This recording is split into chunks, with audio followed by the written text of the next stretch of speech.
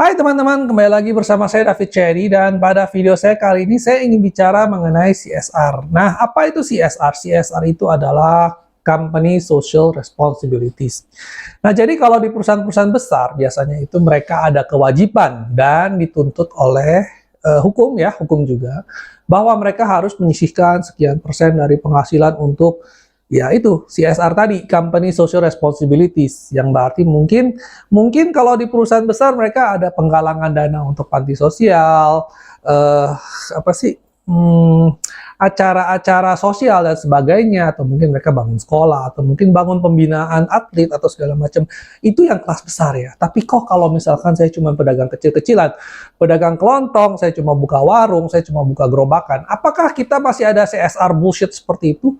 Oh iya, jawabannya adalah tetap iya. Tentu saja dengan sesuai dengan porsi kita, sesuai dengan kelas kita ya. Saya kasih contoh saja. Kalau misalnya kamu itu pedagang nasi goreng yang suka mangkal di satu pengkolan misalnya.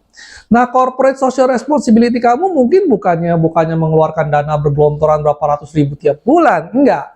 Tapi bisa saja dengan misalnya menjaga kebersihan lokasi sekitar. Kamu misalnya habis cuci piring, ya itu langsung maksudnya tuh jangan sampai ngebala kemana-mana gitu kan. Misalnya kamu jangan buang kerak telurnya, buang sembarangan, semuanya kamu plastikin.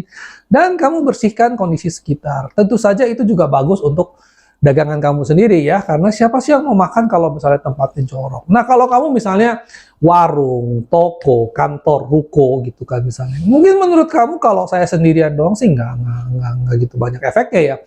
Tapi bisa nggak kamu bayangin misalkan satu komplek ruko gitu ya. Kalau di Jakarta itu banyak namanya klaster-klaster ruko gitu ya. Jadi kayak ada 30 ruko, 40 ruko dalam satu komplek kecil. Nah, semuanya sana buka kantor lah, buka toko, buka segala macam. Nah, kamu bisa bayangkan nggak kalau misalnya 10 atau 20 ruko di sana tidak menjaga kebersihan. Misalnya pagernya dicoret-coret, terus misalnya banyak apa? Banyak tembok pecah, terus nggak pernah terawat, depannya kotor, aspalnya pecah-pecah, tentu saja secara kolektif ini akan menurunkan harga dari properti kalian, ya kan? Mungkin kalau sewa nggak gitu berasa, tapi kalau pemilik biasanya kalau tempatnya shabby, kumuh seperti itu, harganya akan menurun drastis dibandingkan dengan kalau misalnya tempatnya bersih, ya. Nah, corporate social responsibility itu juga membuat kalian itu lebih diterima di masyarakat. Ya jelas ya.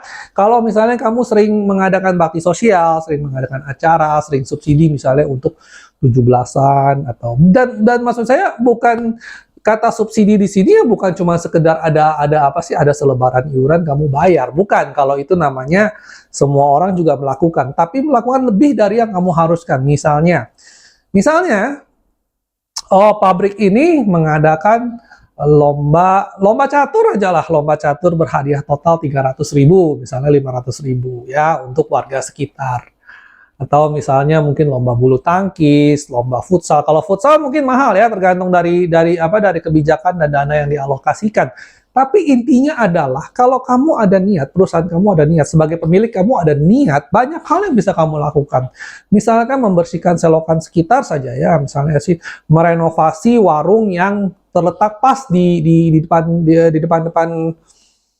kantor pabrik kamu misalnya. Nah, dulu di tempat saya kerja itu pabrik kita itu biasanya depannya itu ada kayak warung ya, jadi warung untuk pegawai makan. Nah, kalau misalkan ada CSR, biasanya kita sedikit benahi, kita bikin keramik, ya tentu saja mungkin sesuai dengan budget sekali lagi. Kita bikinin keramik, kita bikinin genteng yang bagus, terus kita kasih plang gitu loh misalnya. Warung PT ini bekerja sama dengan PT ini. Nah, itu juga sebuah gesture yang baik gitu untuk lingkungan sekitar, bahwa kamu peduli dengan lingkungan sekitar kamu, dan kebalikannya mereka juga akan sungkan kalau misalnya macam-macam, dan mereka juga biasanya membantu untuk menjaga keamanan sekitar. Jadi kalau misalnya kadang-kadang pabriknya tutup, kita tanya sama Pak Warung, biasanya mereka ada koordinasi ya. Oh ya ini Pak, mereka bisa memberikan informasi yang sebenarnya tidak harus mereka berikan, tapi karena mereka ada ya istilahnya ada hubungan baik dengan pabrik sekitar, mereka juga ada istilahnya bisa diminta bantu. Ya tentu saja relatif ya, kita nggak bisa minta bantu mereka kerja gratis, tapi setidaknya itu kalian sebagai pemilik itu punya CSR, itu adalah sesuatu hal yang harus kamu bina. Walaupun memang jujur saja itu mengeluarkan dana ya, dan mungkin menjadi sebuah komitmen. Kamu nggak bisa sembarangan hari ini ada CSR terus kamu cabut seenaknya terus kalau misalnya ada. Tapi perhatikanlah karena kenapa? Ini satu, ini baik untuk semua orang, dan kedua ini juga baik untuk perusahaan kamu sendiri dalam jangka panjang. Mungkin kalau short term itu hasilnya nggak gitu berasa ya. Kamu seakan-akan buang duit ke laut.